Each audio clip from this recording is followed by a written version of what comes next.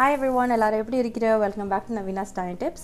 இன்னைக்கு வீடியோல உங்களுக்கு லாஸ்ட் வீக்கே சொன்ன மாதிரி கொஞ்சம் மேக் அண்ட் ஃப்ரீஸ் ரெசிபீஸ் தான் காட்ட இருக்கிறேன். ஸோ நீங்கள் இந்த வீடியோ பார்க்க ரெடியா? Let's begin.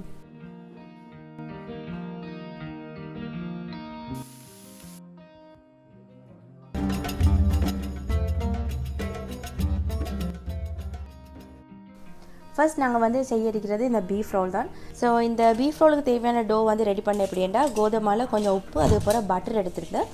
தண்ணி சேர்த்து நல்லா பிணையிறதுக்கு முன்னாடி கையால் ஃபர்ஸ்ட் இந்த பட்டர் நல்லா எல்லா இடமும் பட்டுற மாதிரி கொஞ்சம் நேரம் வந்து இந்த பட்டரை நான் இந்த மாவோட வந்து நல்லா கையால் மிக்ஸ் பண்ணி விட்டேன்.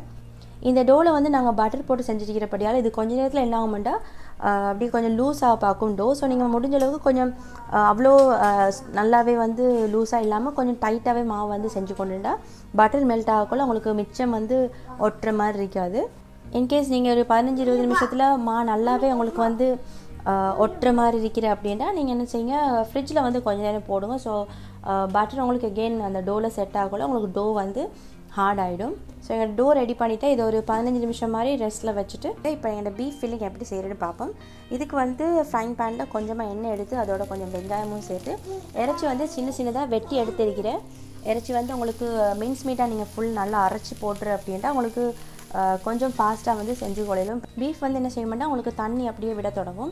அதுக்கப்புறம் அந்த மூடி வச்சிருக்கிற அந்த ஸ்டீம்லேயே வந்து உங்களுக்கு பாதி வெந்துடும். அதுக்கப்புறம் என்ன ஆகும்னா பீஃப்லேருந்து அந்த ஃபேட்டெல்லாம் வெளியே வந்து அது வந்து உங்களுக்கு அப்படியே நல்லா இறைச்சி நீங்கள் மிச்சம் எண்ணெய் ஊற்றாமல் அந்த கொழுப்புலேயே வந்து கொஞ்சம் லைட்டாக பொரிஞ்சு வரும். சரி பார்த்தோன்னா நாங்கள் போட்ட இறைச்சி நல்லா அந்த தண்ணியெல்லாம் வற்றி இறைச்சிலேருந்து கொஞ்சம் அந்த ஃபேட்டெல்லாம் வருமுன்னா அதிலெல்லாம் வந்து அதுவாகவே நல்லா பொரிஞ்சு நல்லா கிறிஸ்பியாகவும் ஒரு சைடில் சாஃப்டாகவும் வந்து வந்திருக்கிறேன். இப்போ நாங்கள் என்ன செய்ய போகிறோம்னா இதில் கொஞ்சம் லீக்ஸ் வெட்டி எடுத்திருக்கிறேன். அதோட கொஞ்சம் பச்சை கொச்சிக்காய், கருவேப்பிலை எல்லாமே வந்து சின்ன சின்னதாக வெட்டி எடுத்துக்கொண்டு இதை வந்து திறந்தே செஞ்சு கொள்ளுங்க. ஸோ லீக்ஸ்டே கலர் வந்து உங்களுக்கு பெருசாக மாறாமல் நல்லா இருக்கும். ஸோ நாங்கள் சேர்த்து இஞ்சி வெள்ளை வெங்காய பச்சை வாசம் போகிற வரைக்கும் இதை கொஞ்சம் நேரம் வதக்கிட்டு தென் இதில் வந்து நாங்கள் கொஞ்சம் ஸ்பைசஸ் எடுத்திருக்கிறேன். இன்றைக்கி என்னென்ன ஸ்பைசஸ் இதில் போட்டுட்டா கொஞ்சம் மஞ்சள் தூள், சீரகத்தூள், மிளகு, அதுக்கப்புறம் கொஞ்சமாக பீஃப் மசாலா பவுடர் வந்து எடுத்திருந்தேன். அவ்வளோதான். தென் இது தேவையான அளவு உப்பையும் போட்டுட்டு கடைசியாக வந்து இதுக்கு ஒரு பைண்டிங் கொடுக்கறதுக்காக கொஞ்சம் கிழங்கு வந்து அவிச்சு எடுத்துக்கொண்டு அவ்வளோதான். இப்போ இந்த கிழங்கோட இந்த இறைச்சலாம் நல்லா சேர்கிற வரைக்கும் இதை மிக்ஸ் பண்ணிட்டு கடைசியாக ஒருக்கா டேஸ்ட் பண்ணி பார்த்தோன்னா கொஞ்சம் உப்பு போதாமல் இருக்கும். கொஞ்சம் உப்பும் அதுக்கப்புறம் கொஞ்சம் தேசிய புளியை ஊற்றி அடுப்பை வந்து ஆஃப் பண்ணிவிட்டேன். இதில் வந்து எங்களோட டோ வந்து நல்லா சாஃப்டாக ரெடி ஆகிட்டேன். இப்போ இதை நல்லா அப்படியே உருட்டி நாங்கள் செஞ்ச இந்த பீஃப் ஃபில்லிங்கை போட்டு நான் வந்து கொஞ்சம் சீஸும் வந்து சேர்த்துருந்தேன். விருப்பமானவங்க சேர்த்துக்கொள்ளையிலும், இல்லாட்டி இதை விட்டுட்டு அப்படியே நீங்கள் ரோல் பண்ணி துண்டு துண்டாக வெட்டி நீங்கள் இதை வந்து அவனில் போடவும் மேலும் டீப் ஃப்ரை பண்ணவும் மேலும். அவனில் போடுற அப்படின்னா கொஞ்சம் எண்ணெய் வந்து மேலே ஊற்றிட்டு வந்து அவனில் போடுங்க. பட் அவனில் போடுறத விட இதை வந்து டீப் ஃப்ரை பண்ணால் தான் டேஸ்ட்டாக இருக்கும். இன்றைக்கி வந்து நான் ஒரு ரெசிபிக்கு செஞ்ச தனித்தனியாக டோ அண்ட் அதுக்கப்புறம் ஒவ்வொன்றுக்கும் வந்து செஞ்ச ஃபில்லிங் அதில் அளவு எல்லாமே வந்து உங்களுக்கு டிஸ்கிரிப்ஷனில் தனித்தனியாக கொடுத்துருக்கிறேன். ஸோ இதில் வந்து ஜஸ்ட் உங்களுக்கு எப்படி செய்கிறேன்ற அந்த மெத்தட் மட்டும்தான் காட்டிருக்கிறேன்.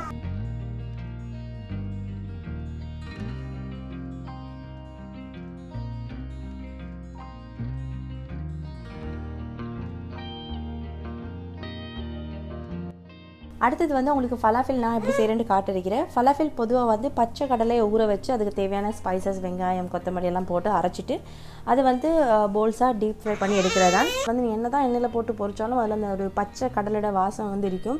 அண்டு சாப்பிட்றதுக்கு ஏதோ நீங்கள் வந்து கொஞ்சம் ஒரு வெஜிடேரியன் சாப்பாடே சாப்பிட்ற மாதிரி ஒரு ஃபீல் ஒன்று இருக்கும். எனக்கெல்லாம் அந்த மாதிரி சாப்பாடு வந்து செட்டே ஆகிறதில்ல. ஸோ நான் ஃபலாஃபில் செய்கிறேன்டா எப்போவுமே இந்த மாதிரி கடலையை அவிச்சு தான் செய்கிறேன். இன்றைக்கி வந்து ஃபுட் ப்ராசஸில் நான் போட்டு செஞ்சுருக்கிறேன். பட் நீங்கள் இதே ரெசிபி உங்களுக்கு வந்து கையாலே வந்து கடலை நல்லா கடைஞ்சிட்டு செஞ்சு கொள்ளையிலும். ஸோ என் ஃபுட் ப்ராசஸில் அவிச்ச கடலையில் கொஞ்சம் வெங்காயம், கொத்தமல்லி இலை, அதுக்கப்புறம் வெள்ளை வெங்காயம் வெட்டி எடுத்திருக்கிறேன். இது வந்து ஆல்ரெடி நீங்கள் அவிச்சு செய்கிறபடியால் உள்ளுக்கு வந்து உங்களுக்கு அப்படியே வேகிறதுக்கு ஒன்றும் சான்ஸ் இல்லை. ஸோ அதனால் மிச்சம் கார்லிக் சேர்க்க வேணாம், கொஞ்சமாக சேர்த்துக்கொண்டா போதும். இதிலே வந்து நான் ஒரு பச்சை கொச்சிக்காயும் வெட்டி எடுத்துக்கொண்டு அதோட கொஞ்சம் சீரகத்தூள், மிளகு, கொஞ்சம் கொத்தமல்லி, அதுக்கப்புறம் கொஞ்சம் உப்பு போட்டிருந்தேன். கடலில் வந்து நான் ஆல்ரெடி உப்பு கொஞ்சம் போட்டு தான் வேக வச்சுருந்தேன். ஸோ கொஞ்சமாக தான் உப்பு சேர்த்துக்கொண்டு இப்போ கடைசியாக கொஞ்சம் அரிசிமா பேக்கிங் பவுடர் போட்டுட்டு இது எல்லாத்தையும் வந்து ஒருக்கா அரைச்சி எடுத்துக்கொண்டேன். நான் வந்து நல்லா அப்படியே ஸ்மூத் ஆகிற வரைக்கும் அரைக்கலை, கொஞ்சம் மாதிரி டெக்ஸ்டர் இருக்கிற மாதிரி தான் அரைச்சேன். ஸோ இவ்வளோ தான் நாங்கள் போட்ட கடலையில் வந்து நல்லா எல்லாம் வெங்காயம், கொத்தமல்லி எல்லாம் அரைப்பட்டு வந்துட்டு இதை வந்து உங்களுக்கு கட்லெட் மாதிரி போல்ஸாகவும் பொடிச்சு கொள்ளையிலும், இல்லை நான் இன்றைக்கு செய்கிற மாதிரி வடைக்கு மாதிரி உங்களுக்கு ஃப்ளாட்டாகவும் வந்து தட்டி எடுத்துக்கொள்ளும். இதை வந்து ஒரு 2-3 கிழமைக்கு உங்களுக்கு ஃப்ரீசரில் போட்டு வைக்கலும் ஒன்றுமே ஆகாது. பட் நான் உங்களுக்கு சொன்ன மாதிரி இந்த முறை நான் செஞ்ச எந்த ரெசிபிஸுமே நான் நோம்புக்கு வைக்கல. ஏன்னா எல்லாமே வந்து இந்த வீடியோ வெளியே வரணுமன்றதுக்காக செஞ்சதால் எல்லாமே எனக்கு இந்த கொஞ்ச நாளும் ஈவினிங் ஸ்நாக்ஸுக்கு இல்லாட்டி ராகு சாப்பாட்டுக்கு இந்த மாதிரி தான் எடுத்துப்பட்டேன். இது வந்து உங்களுக்கு கையில் கொஞ்சம் ஒட்டுற மாதிரி இருக்கிறனா இடக்கிட கையை வந்து கொஞ்சம் கழுவி கொண்டு ஈர கையோட வந்து செஞ்சு கொள்ளுங்கள். நான் இன்றைக்கி செய்கிற மாதிரி இந்த ஃபுட் ப்ராசஸில் பிளேடை வந்து வெளியில் எடுக்காமல் செய்ய வேணாம். ஏன்னா ஒவ்வொரு முறையும் கையை போடக்குள்ள எங்கே எப்போ வெட்டி போடும்போது பயந்து தான் எடுத்தேன். ஏன்னா வேர்ல்டில் இருக்கிற ஐ திங்க் ஷார்ப்பஸ்ட் நைஃபை விட இந்த ஃபுட் ப்ராசஸ்க்குள்ளே வர பிளேடு வந்து அவ்வளோ ஷார்ப். ஸோ கவனமாக செஞ்சு கொள்ளுங்கள். அந்த பிளேடை வந்து வெளியே எடுக்காமல் வேலை செய்ய வேணாம். ஸோ இவ்வளோ தான் நாங்கள் செஞ்ச இந்த ஃபலாஃபில் எல்லாத்தையும் வந்து ஃப்ரிட்ஜில் கொஞ்சம் நேரம் நான் அப்படியே வெட்டிருந்தேன். இது வந்து கொஞ்சம் உங்களுக்கு ஃபேர்மாகி வரும். அதுக்கப்புறம் இதில் வந்து ஈஸியாக அவங்களுக்கு வந்து பிரெட் க்ரம்ஸ் அந்த கோட்டிங் வந்து செஞ்சு கொள்ளும். அடுத்தது வந்து சிக்கன் போல்ஸ் கொஞ்சம் எப்படி செய்யணும்னு காட்டிருக்கிறேன். மீட் போல்ஸ் மாதிரி தான் இது வந்து சிக்கனில் செய்கிறது. கோழியை வந்து ஃபர்ஸ்ட் நல்லா அரைச்சி எடுத்துக்கொண்டு இதில் வந்து கொஞ்சம் வெங்காயம், கொஞ்சம் கொத்தமல்லி இலை, அதுக்கப்புறம் வெள்ளை வெங்காயம் வந்து சின்ன சின்னதாக வெட்டி எடுத்துக்கொண்டு அதோடைய பிரெட் க்ரம்ஸ் போட்டுட்டு முட்டையை மட்டும் உடச்சி ஊற்றிட்டு இதுக்கு தேவையான அளவு உப்பு, தென் கடைசியாக கொஞ்சம் மிளகு. இது வந்து நான் செஞ்சது மெயினாக யாருக்கண்டா ரயானுக்கும் ரயான்ட கசின்ஸ் கொஞ்சம் பேர் இந்த வீக் வந்து இங்கே வீட்டுக்கு ப்ளே டேட்டுக்கு வர இருந்தால் ஸோ அவங்களுக்கு வந்து கொடுக்கும் அப்படின்னு தான் ரெடி பண்ணேன். இதே பெரியவங்களுக்கு செய்கிற அப்படின்னா இதில் வந்து கொஞ்சம் பச்சை கொச்சை வெட்டி போடலும், அவங்களுக்கு வந்து இன்னும் முறப்பாக இருக்கணும் அப்படின்னா சில்லி ஃப்ளேக்ஸ் கொஞ்சம் போட்டு செஞ்சு போடலும். ஸோ இவ்வளோ தான் அரைச்ச கோலில் நாங்கள் போட்டு அடுத்த இன்க்ரீடியன்ஸ் எல்லாம் நல்லா கொஞ்சம் சேர்ந்து வந்தது அப்புறம் இது அப்படியே போல்ஸ் பிடிச்சி ஃப்ரீசரில் வச்சிட வேண்டியதான். இதுக்கு வந்து உங்களுக்கு மேலால் ஒரு பிரெட் க்ரம்ஸ்ட கோட்டிங் கொடுக்க மேலே அப்படிலாட்டி இதை வந்து டைரெக்டாக ஃப்ரை பண்ண மேலும் நான் இதுக்கு வந்து கொடுக்கல. தேவைப்பட்ட டைமில் டைரெக்டாக வந்து பொரிச்சுக்கலாம்னு நினச்சேன். அண்ட் இன்றைக்கி வந்து இந்த ஃபலாஃபில் நாங்கள் ராவு சாப்பாடுக்கும் எடுக்கிறபடியால் இதுக்கு வந்து கொஞ்சம் சாஃப்டான ரொட்டி வந்து செய்ய நினச்சேன். ஸோ ஃப்ளாட் பிரெட் வந்து செய்கிறதுக்கு ஒரு டோ வந்து ரெடி பண்ணிக்கொள்ளணும். இதே ரெசிபி தான் நீங்கள் வந்து பீஸாக்கோ அப்படி இல்லாட்டி உங்களுக்கு வந்து ரொட்டி வந்து செய்யணும் அப்படின்டா சேம் ரெசிபி ஃப்ளாட் ப்ரெட்டாக வந்து ஃப்ரைங் பேனில் செஞ்சு எடுத்துக்கொள்ளும். மேலும் அப்படி இல்லை உங்களுக்கு வந்து டாப்பிங்ஸ் எல்லாம் போட்டு அவனில் போட்டு பேக் பண்ணி எடுத்தால் இதே டோ தான் உங்களுக்கு பீஸாக்கும். ஸோ என்னோட பீஸா டோ நான் சொன்ன மாதிரி ஃப்ளாட் பிரெட் செய்கிறதுக்கு அந்த டோ வந்து எப்படி ரெடி பண்ணிக்கொள்கிறேன்டா கோதுமாவில் கொஞ்சம் எண்ணெய் ஊற்றிட்டு உப்பு சீனி போட்டு கொஞ்சம் லைட்டாக ஆறின தண்ணியில் ஈஸ்ட்டை போட்டு வச்சு அதையும் இதோடு சேர்த்துட்டு தென் இதுக்கு தேவையான அளவு தண்ணியை ஊற்றி நல்லா கையால் வந்து பிணைஞ்சு கொள்கிறது தான். இதை நீங்கள் நல்லா முடிஞ்ச அளவுக்கு நீட் பண்ணுற வரைக்கும் உங்களுக்கு நல்லா சாஃப்டாக வரும். அண்ட் இதை வந்து குறைஞ்சது ஒரு 2-3 மணித்தாலும் நீங்கள் வந்து ரெஸ்ட்டில் வச்சதான் உங்களுக்கு ஈஸ்ட் வந்து நல்லா பொங்கி வந்து நல்லா சாஃப்டாக வரும். நீங்கள் பச்சை கடலையில் ஃபலாஃபில் செய்கிற அப்படின்னா உங்களுக்கு டைரெக்டாக வந்து இதை அப்படியே டீப் ஃப்ரை பண்ணிடலும். பட் இது வந்து வேக வச்சு செய்கிறபடியால் எந்த ஒரு கோட்டிங்குமே கொடுக்காம டீப் ஃப்ரை பண்ண அப்படின்னா இது வந்து அப்படியே எண்ணெயில் உங்களுக்கு எல்லாமே வந்து ஸ்ப்ளிட் ஆகி போயிடும். ஸோ அதனால் மேலால் கொஞ்சம் கோர்ன்ஃப்ளவரோ அப்படி இல்லாட்டி கோதுமை ஏதாச்சும் நாங்கள் இப்போ கட்லெட்டை செய்கிற மாதிரி மேலால் வந்து நீங்கள் ஒரு முட்டை ஏதாச்சும் உடச்சி அதில் வந்து லைட்டாக இதை வந்து துவைச்சிட்டு அதுக்கப்புறம் இதை வந்து பிரெட் க்ரம்ஸில் போட்டு எடுத்து பொரிச்சு அப்படின்ட்டா மேலால் வந்து உங்களுக்கு நல்லா அந்த கிறிஸ்பியான ஒரு லேயர் வந்து இருக்கும்.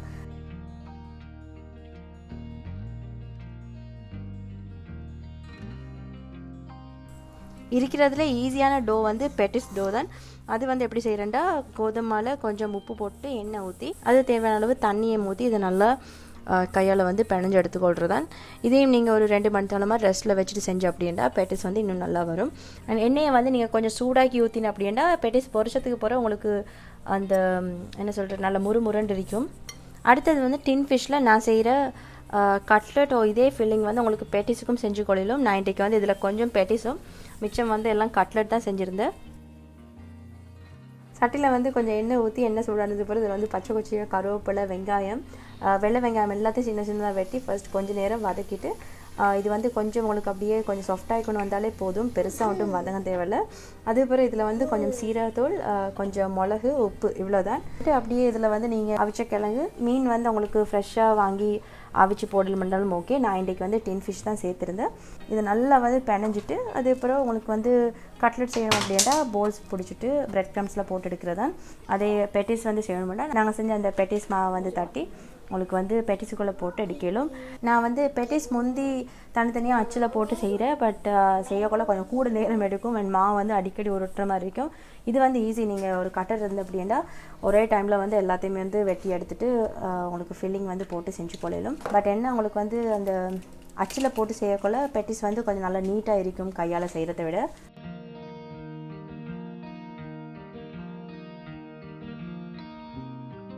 அவ்வளோதான். உங்களுக்கு வந்து இன்றைக்கு காட்டின ரெசிபிஸ் எல்லாமே இந்த மாதிரி நோம்புக்கு ட்ரை பண்ணி பார்க்கலும் கொஞ்சம் ஈஸியாக இருந்திருக்குமென்னு நினைக்கிறேன். நோம்பில் ரிஸ்க் எடுக்க தேவையில்ல. எதுக்கும் ஃபஸ்ட்டு நாங்கள் கொஞ்சம் செஞ்சு இந்த வீக் ட்ரை பண்ணோம் அப்படின்னாலும் உங்களுக்கு டைம் இருக்குது, ட்ரை பண்ணி பாருங்கள். நல்லா இருந்தால் நோம்புலையும் செஞ்சு பாருங்கள். ஸோ அவ்வளோதான் இன்றைக்கி. இன்னொரு இன்ட்ரெஸ்டிங்கான வீடியோவில் உங்களை எல்லாரையும் மறுபடியும் பார்க்குறேன். அது வரைக்கும் take care of yourself everyone and have a lovely week. Bye. இதெல்லாம் வந்து நான் செஞ்சது நோம்புக்காக ஃப்ரீஸ் பண்ணுறதுக்கு இல்லை, ஏன்னா நோம்புக்கு இன்னும் நிறைய டைம் இருக்கிறபடியால் நான் வந்து ஏர்லியாக இந்த வீடியோ அப்லோட் பண்ணணுன்றதுக்காக தான் செஞ்சுருந்தேன்.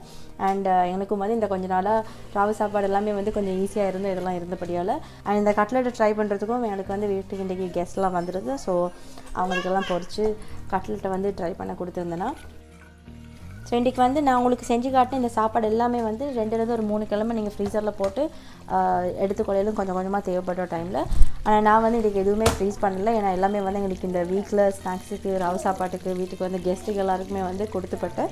ஸோ நானும் வந்து மறுபடியும் உங்களை மாதிரி நோம்பு கிட்டவாய் செய்யணும். பட் இன்ஷா அல்லாஹ் புதுசாக ஏதாச்சும் செஞ்சேன் அப்படின்னா உங்களுக்கும் கட்டாயம் வந்து நான் அப்டேட் பண்ணுறேன்.